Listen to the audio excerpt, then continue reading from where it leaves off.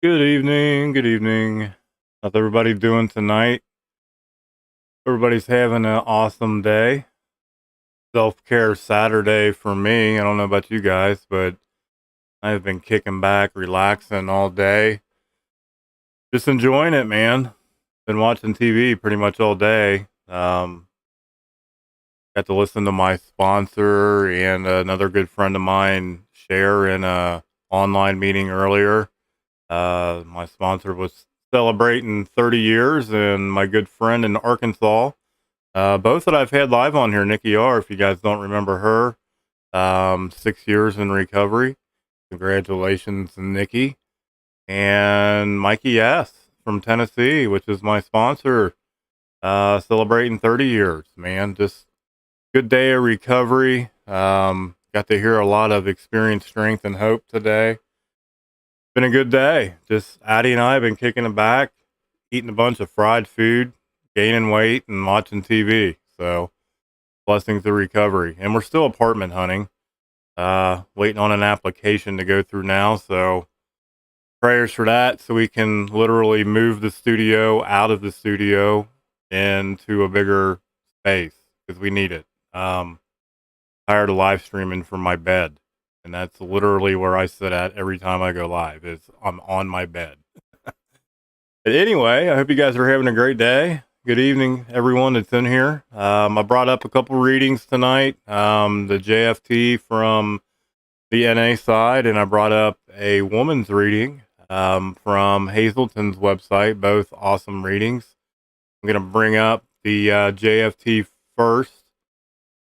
On remorse, man. How many of you guys deal and struggle with remorse and beating yourself up? Says the A step offers a big chance from a life dominated by guilt and remorse. Says remorse, one of those feelings that kept us using. Says we had stumbled our way through active addiction, leaving a trail of heartbreak and devastation too painful to consider. How many of you guys relate to that? I know I do. Says our remorse was often intensified by our perception that we couldn't do anything about it, that we were powerless. Damage over the power we had damaged, over the pain, the turmoil, the chaos that surrounded us day in and day out in active addiction. There was no way to make any of that right.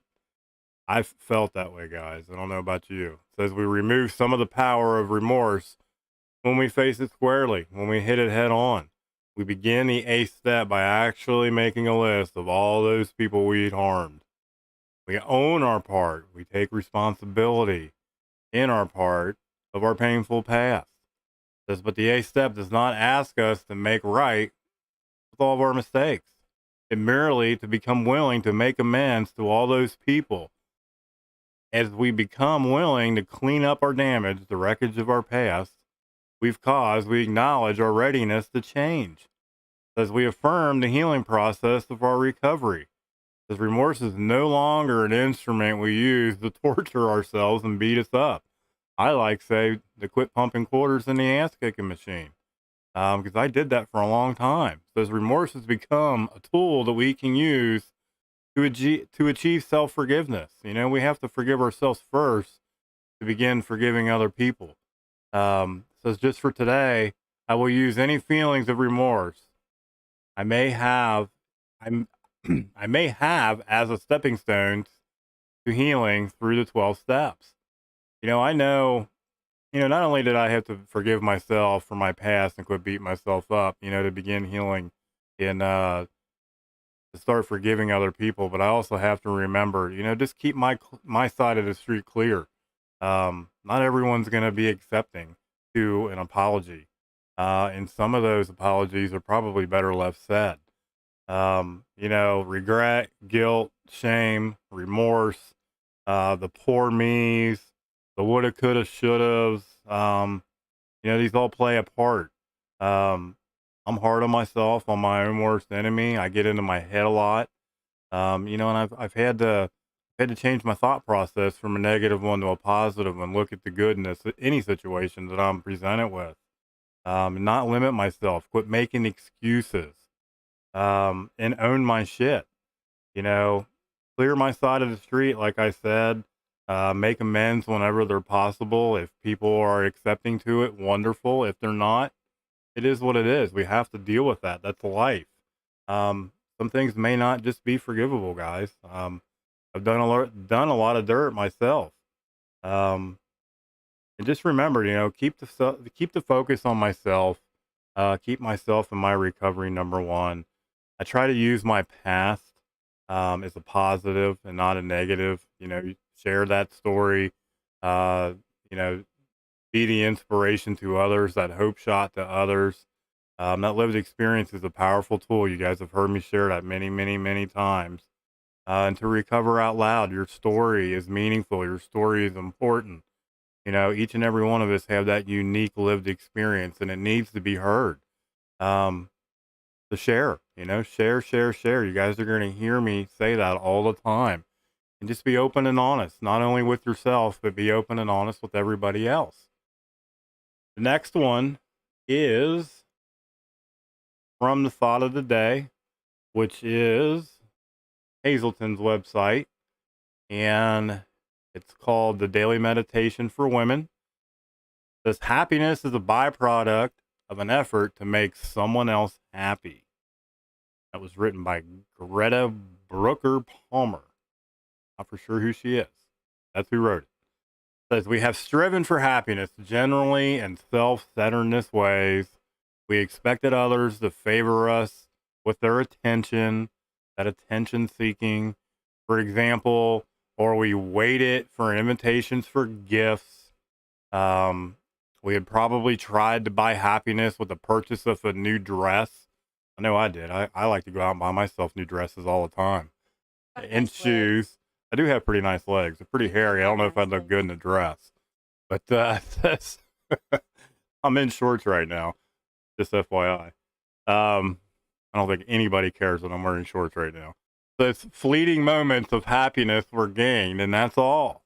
You know, we're you know, addiction can be formed in so many ways, and I know my addiction has like expanded into like Amazon, and that's buying things to make me happy. I'm just trading one for another. And it's awareness. I have to be aware of these things because I think it's going to make me happy. Sometimes it does. I'm using a new tool right now that I got from Amazon, and it's making me extremely happy. But you guys get the gist of it. It says as soon as we're discontent, once again, we're unhappy. In a search says, and the search begun anew. It says, but things have changed for some of us. We're learning, maybe slowly, how to find a more permanent sense of happiness. It says, and we know that happiness comes from getting is elusive. It says, giving to others, giving attention to others, sharing our hope, our experiencing strength and hope, sharing our own stories, listening to theirs, becoming open minded and willing to listen, says is the key to finding the happiness in which we've searched for so long. Giving back, being of service, listening to others, humbling ourselves. We must get outside of ourselves and focus on another's joy and sorrow. It's that shared pain that's so important, not only to share, but for us to be open and minded and willing to listen to and share back. That lived experience and feedback is so important. Because not only do we get a clearer perspective on who we are and the necessary role we play in the lives of others who need our attention and who have a message, we also need to hear. You know, I remain open minded and willing to listen to anyone and everyone because you just never know when someone may share something that you need to hear, what I may personally need to hear that day. It's happened to me many, many times again. Walking into a meeting that I go to, and it's the same people, it's the same crowd. You're going to hear the same BS shares from the same people. And then all of a sudden, that one person out of nowhere shares some experience, strength, and hope that actually drops your jaw. And you're like, holy shit, I needed to hear that today. I am so happy I came. That's happened to me many, many, many times. Says the creative power stirring in me needs recognition. Looking deeply into another person, listening intently to the stirring will elicit joy. I will feel in touch with my own creative power and lasting thrill, not a fleeting moment of happiness. It just reaffirms why it's so important to share our stories, guys. I can't express it enough. Yeah, I like that, Lacey. Butt naked recovery for sure. I say that, get butt naked honest. You know, I had to get butt naked honest with myself before I could get butt naked honest with any of you guys, period. And it took me almost 40 years of my life to do that, 43 years of my life to do that.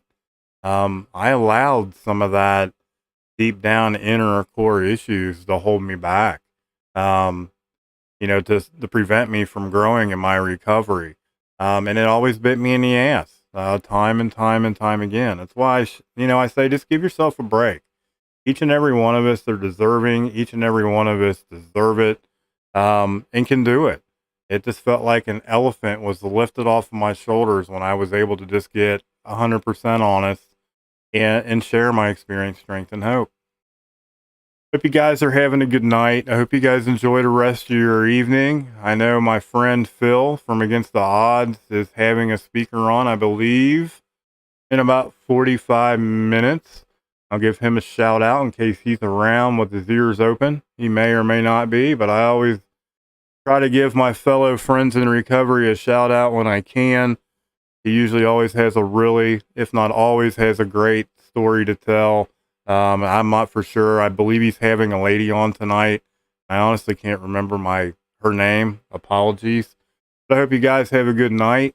Tune in to his stream tonight. If you guys are up and awake in 45 minutes, I know I will be. Tune in tomorrow. I'll be back tomorrow evening with some more experience, strength, and hope. I love you guys. Joy, if you're listening, I hope you get your car fixed. I think sticking pliers in your ignition is probably a bad idea, but I'm impatient. I'm an addict, and I'd be out there doing that right now anyway, damn it, because I want my car to start. I love you guys. I hope you guys have a good evening. I'll catch you guys later.